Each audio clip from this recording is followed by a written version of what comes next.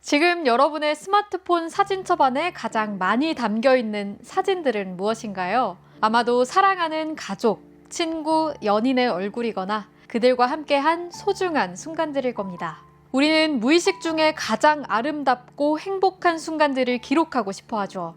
그리고 그 순간들에는 유독 따뜻한 빛이 감도는 것 같습니다. 하지만 시간이 지나면서 그 사진들은 점점 묻혀가고 기억도 감정도 흐려져 가는데요. 그런데 만약 사랑하는 사람을 세상에서 가장 아름다운 모습으로 영원히 남길 수 있다면 어떨 것 같나요? 틈만 나면 열어볼 것 같지 않나요?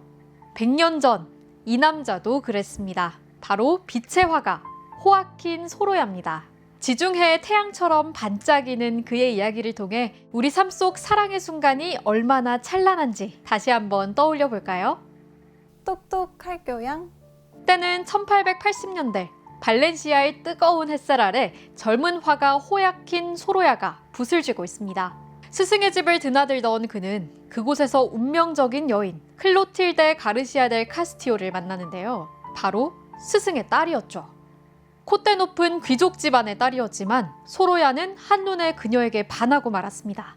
클로틸데 역시 강렬한 눈빛과 뜨거운 예술혼을 가진 소로야에게 이끌렸습니다. 하지만 당시 소로야는 가난한 무명 화가였고 클로틸데의 아버지는 두 사람의 만남을 탐탁치 않아 했습니다. 그럼에도 불구하고 소로야는 클로틸데에게 매일같이 편지를 쓰고 그녀의 초상화를 끊임없이 그렸습니다. 그녀의 얼굴은 그의 캔버스 위에서 점점 더 생생하게 피어났죠.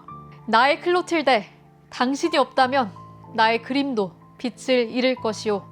결국 두 사람은 1888년 결혼에 꼴이 납니다. 소로야의 붓은 이제 클로틸데라는 영원한 뮤즈를 만나 진정한 빛을 발하기 시작합니다. 그의 그림에는 사랑에 빠진 남자의 뜨거운 시선이 고스란히 담겼죠. 클로틸데는 우아한 귀부인의 모습으로 때로는 편안한 일상 속에서 심지어는 아이를 낳고 지쳐 잠든 모습으로도 그의 캔버스에 등장했습니다. 마치 카메라 렌즈에 사랑하는 이를 담듯 소로야는 그녀의 모든 순간을 포착하려 애썼습니다. 특히 1890년에 그린 아내 클로틸데 가르시아 델 카스티오의 초상화는 그의 수많은 아내 그림 중에서도 주목할 만한 작품입니다. 그림 속 클로틸데는 화려한 장식이나 배경 없이 어쩌면 일상적인 공간에서 그저 차분하게 앉아있는 듯 보이죠. 그녀의 시선은 정면을 향하고 있지만 어딘가 사색에 잠긴 듯 온화하고 깊은 인상을 줍니다. 소로야는 이 시선을 통해 아내의 외모뿐 아니라 그녀의 내면적인 평온함과 지성, 그리고 삶을 함께 걸어가는 동반자로서의 굳건함을 섬세하게 담아낸 것이죠. 당시 유행하던 격식 있는 초상화의 틀이 아닌 아내 클로틸데의 가장 자연스럽고 편안한 모습을 포착한 작품들은 사랑에 빠진 남자의 뜨거운 시선이 고스란히 담겨있는 듯 합니다. 1906년 파리의 조르주 푸티 갤러리에서 소로야의 개인전이 열렸습니다.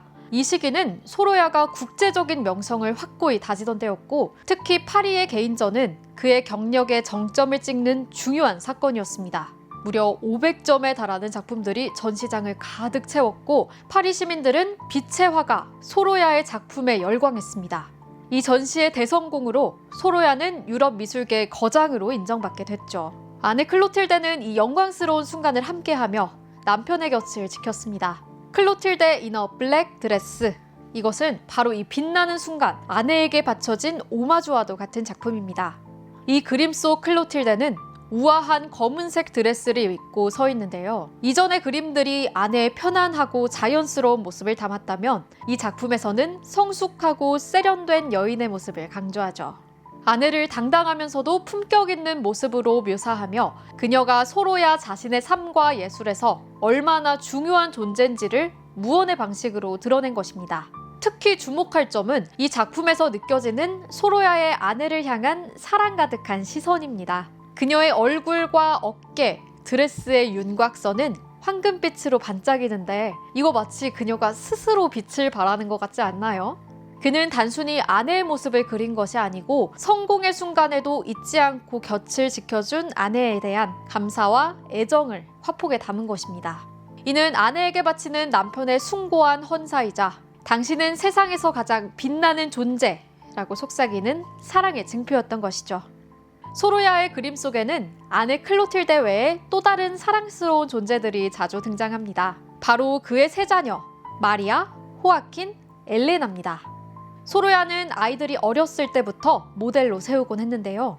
그에게 그림은 가족 앨범과도 같았습니다. 그의 대표작 중 하나인 해변의 산책 속 두 여성도 바로 그의 아내 클로틸데와 장녀 마리아입니다.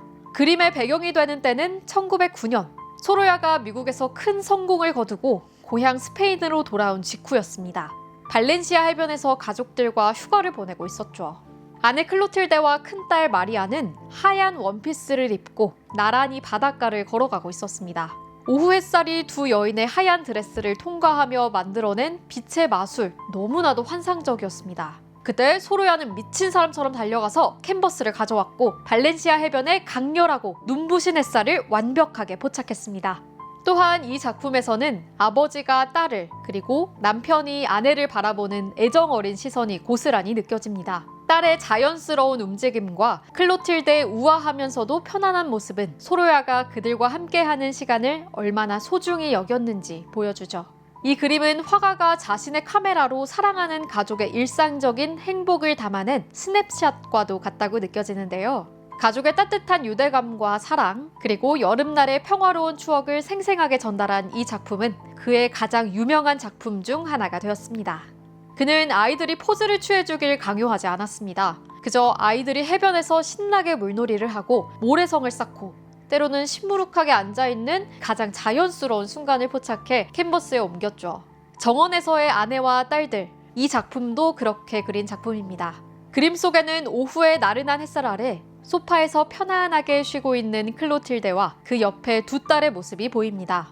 이 장면은 연출된 것이 아니었고요. 소로야는 자신의 정원에서 가족들이 함께 평화로운 시간을 보내는 모습을 몰래 지켜보다가 이 모습이 너무나 사랑스러운 거예요. 그래서 붓을 들었던 것이었습니다. 1920년 뇌졸중으로 쓰러지던 그 순간에도 소로야는 붓을 들고 있었습니다. 그리고 병상에서 3년을 보내는 동안 클로틸데는 한 번도 그의 곁을 떠나지 않았습니다. 소로야가 마지막으로 그린 그림은 자신의 집 정원이었습니다. 그림 속에는 빈 의자 하나가 있습니다. 마치 자신의 자리를 암시하는 것처럼. 클로틸데는 남편이 그린 수많은 자신의 모습을 바라보며 생각했다.